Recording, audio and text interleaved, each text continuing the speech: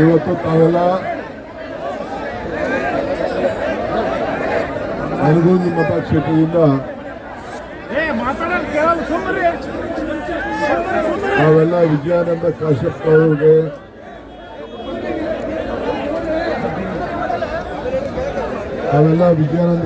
ಅವರಿಗೆ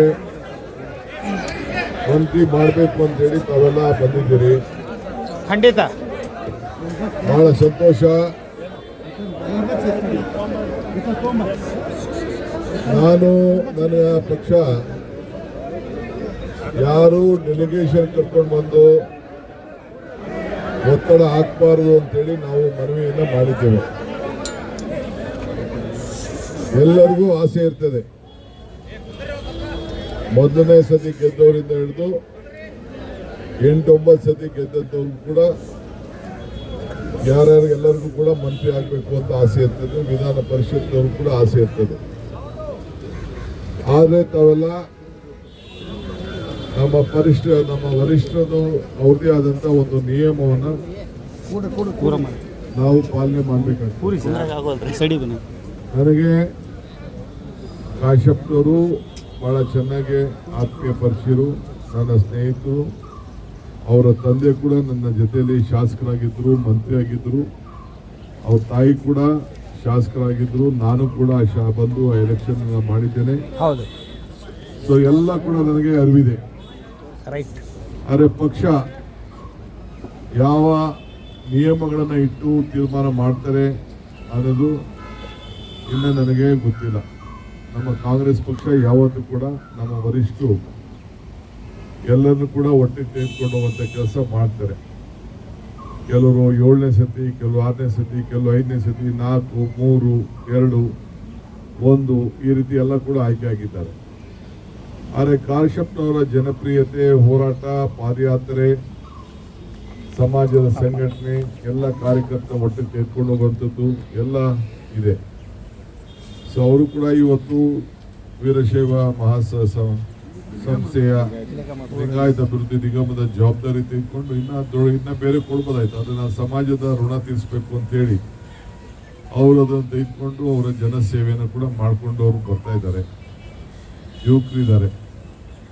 ನಿಮ್ಮ ಏನು ಭಾವನೆ ಇದೆ ಆ ಭಾವನೆಯನ್ನ ಖಂಡಿತ ನಾನು ವರಿಷ್ಠರಿಗೆ ನಾನು ತಿಳಿಸ್ತೇನೆ. ಮುಂದಕ್ಕೆ ನಮ್ಮ ಗುರಿ 28ಕ್ಕೆ ನಮ್ಮ ಗುರಿ. ಸೊ ಅದಕ್ಕೆ ನಾವು ನೀವೆಲ್ಲ ಸೇರಿ ಕೆಲಸ ಮಾಡಬೇಕಾಗ್ತದೆ. 140 ಜನಕ್ಕೂ ಕೂಡ ಮುಖ್ಯಮಂತ್ರಿ ಆಗಬೇಕು ಅಂತ ಆಸೆ ಇರ್ತದೆ. ಆಗ ಒಬ್ಬರೇ ಅಲ್ವೇ, ಒಂದೇ ಸ್ಥಾನ, 33 ಸ್ಥಾನದಲ್ಲಿ ಎಲ್ಲರೂ ಕೂಡ ಜಾತಿ, ಜಿಲ್ಲೆ ಎಲ್ಲ ಕೂಡ ಲೆಕ್ಕಾಚಾರ ಇರ್ತದೆ. ಸೊ ಅದ್ರ ಮೇಲೆ ನಮ್ಮ ವರಿಷ್ಠರು ತೀರ್ಮಾನ ಮಾಡ್ತಾರೆ. ಆದರೆ ನಿಮ್ಮ ಭಾವನೆಯನ್ನು ಖಂಡಿತ ನಾನು ತಿಳಿಸ್ತೇನೆ. ನಾನು ಕೂಡ ಭಾಳ ಚಿಕ್ಕ ವಯಸ್ಸಲ್ಲೇ ಮಂತ್ರಿ ಆದವನು. ನನಗೂ ಕೂಡ ಯುವಕರಿಗೆ ಸಹಾಯ ಮಾಡಬೇಕು ಅನ್ನೋದು ನನಗೂ ಕೂಡ ಅಭಿಲಾಷೆ ಇದೆ. ಹೊಸ ಮುಖಗಳಿಗೆ ಆದರೆ ಪಕ್ಷ ಏನು ತೀರ್ಮಾನ ಮಾಡ್ತದೆ ಅದಕ್ಕೆ ನಾವು ಒಪ್ಪಿ ನಾವು ಕೆಲಸವನ್ನು ಮಾಡಬೇಕು ತಾಳ್ಮೆಯಿಂದ. ಈಗ ಅದ್ರ ಜೊತೆಗೆ ನಿಮ್ಮಲ್ಲಿ ದೊಡ್ಡ ನೀರಾವರಿ ಯೋಜನೆ ಕೂಡ ತಾವೆಲ್ಲ ಹಿಂದೆ ಮಾಡಿಸಿದ್ರಿ. ಇಡೀ ದೇಶಕ್ಕೆ ಮಾದರಿ ಆದಂಥ ಒಂದು ಸಂಸ್ಥೆ. ನಿಮ್ಮ ಬ್ಲಾಕ್ ಕಾಂಗ್ರೆಸ್ ಅಧ್ಯಕ್ಷರು ಕೂಡ ನನಗೆ ನೀರಾವರಿಯ ಸಮಸ್ಯೆ ಬಗ್ಗೆ ಮಧ್ಯಪ್ರದೇಶ ಮಾಡಲ್ ಮಾಡಬೇಕು, ಸ್ಪ್ರಿಂಕ್ಲರ್ಗಿಂತ ತೊಂದರೆ ಆಗ್ತದೆ ಅನ್ನೋ ಒಂದು ಅರ್ಜಿ ಕೊಟ್ಟಿದ್ದಾರೆ. ಇನ್ನು 2-3 ಅರ್ಜಿಯನ್ನು ನಮ್ಮ ರೈತರ ಬದುಕಿಗೋಸ್ಕರ ಏನಾಗಬೇಕು ಅಂತ ಸಮಸ್ಯೆಯನ್ನು ಅವರು ಕೂಡ ಆಲಿಸಿದ್ದಾರೆ. ನನಗೆ ರಾತ್ರಿ ಕಾಶ್ಯಪ್ ವಿಜಯನಂದ್ ತಿಳಿಸಿದಾಗ ಬೇಡ ಯಾರು ಬರೋದು ಅಂತ ಹೇಳಿದೆ. ಇಲ್ಲ ಹೊರಟು ಬಿಟ್ಟಿದ್ದಾರೆ ಅಂತ ಹೇಳಿದ್ರು. ಖರ್ಗೆ ಸಾಹೇಬರು ಮನೇಲಿ ಕಾಯ್ತಾ ಇದ್ದಾರೆ. ದೇವನಹಳ್ಳಿಗೆ ಹೋಗಿ ನಾವು ಒಂದು ಅಂಬೇಡ್ಕರ್ ಪುತ್ಥಳಿಯನ್ನು ಉದ್ಘಾಟನೆ ಮಾಡೋಂಥ ಕಾರ್ಯಕ್ರಮ ಇವತ್ತು ಇದೆ. ಸೊ ಅವ್ರನ್ನ ವೆಯ್ಟ್ ಮಾಡೋದು ಸರಿ ಇಲ್ಲ ಅಂತ ಹೇಳಿದೆ. ಆದರೂ ಇಲ್ಲ ಬಂದ್ಬಿಟ್ಟಿದ್ದಾರೆ ಅಂತ ಹೇಳಿದ್ರು. ಖರ್ಗೆ ಸಾಹೇಬರು ನನ್ನ ಬೈಕೊಂಡು ಕೂತಿರ್ತಾರೆ. ದಯವಿಟ್ಟು ತಾವೆಲ್ಲ, ಯಾಕೆಂದರೆ AICC ಅಧ್ಯಕ್ಷನ ನಾನು ಕಾಯಿಸೋದು ನನಗೂ ಒಳ್ಳೆಯದಲ್ಲ. ಅವ್ರಿಗೆ ಅವರು ಗೌರವ ಏನು ಕೊಡಬೇಕು, ಇಡೀ ದೇಶದಲ್ಲೇ ಅವ್ರಿಗೆ ಗೌರವನ ಕೊಡೋ ಸ್ಥಾನದಲ್ಲಿ ಇವತ್ತು ಇದ್ದಾರೆ.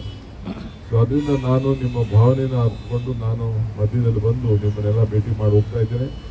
ಕಾಶ್ಯಪ್ರವ್ರದ್ದು ನಾನು ಮಾತಾಡಿದ್ದೇನೆ, ಇನ್ನು ಲೀಡರ್ಸ್ ಹತ್ರ ಮಾತಾಡಿದ್ದೇನೆ. ನಿಮಗೆಲ್ಲ ಒಳ್ಳೆಯದಾಗಲಿ. ಎಲ್ಲ ಒಗ್ಗಟ್ಟಿನಿಂದ ತಾವೆಲ್ಲ ಇಡೀ ಜಿಲ್ಲೆಯಲ್ಲಿ ನಿಮ್ಮ ಸಮಾಜ ಎಲ್ಲ ಸಮಾಜನ ಒಟ್ಟು ತೆಗೆದುಕೊಂಡೋಗಿ ಕೆಲಸವನ್ನು ಮಾಡ್ಕೊಂಡು ಹೋಗಿ ನಿಮ್ಮ ಅಭಿಪ್ರಾಯ ನಾನು ನಮ್ಮ ಪಕ್ಷಕ್ಕೆ ನಾನು ತಿಳಿಸ್ತೇನೆ. ನನಗೂ ಕೂಡ ಯುವಕರಿಗೆ ಒಳ್ಳೆಯದಾಗಲಿ ಅನ್ನೋದು ನನಗೆ ಚಿಂತನೆ ಇದೆ. ಈ ವಿಚಾರವನ್ನು ತಿಳಿಸಿ ನಮ್ಮೆಲ್ಲರೂ ಕೂಡ ತಾವೆಲ್ಲ ಬಂದಿದ್ದೀರಿ. ದಯವಿಟ್ಟು ಇನ್ಯಾವ ಡೆಲಿಗೇಷನು ಬರಬಾರ್ದು ಅಂತ ನಾನು ಮನವಿ ಮಾಡ್ಕೊಳ್ತೇನೆ. ಎಲ್ಲರಿಗೂ ನಮಸ್ಕಾರ ನಮಸ್ಕಾರ ನಮಸ್ಕಾರ. ಹೆಚ್ಚಿನ ವಿಡಿಯೋಗಳಿಗೆ ಪ್ರತಿಧ್ವನಿ ಯೂಟ್ಯೂಬ್ ಚಾನೆಲ್ ಸಬ್ಸ್ಕ್ರೈಬ್ ಮಾಡಿ, ಬೆಲ್ ಐಕಾನ್ ಕ್ಲಿಕ್ ಮಾಡಿ.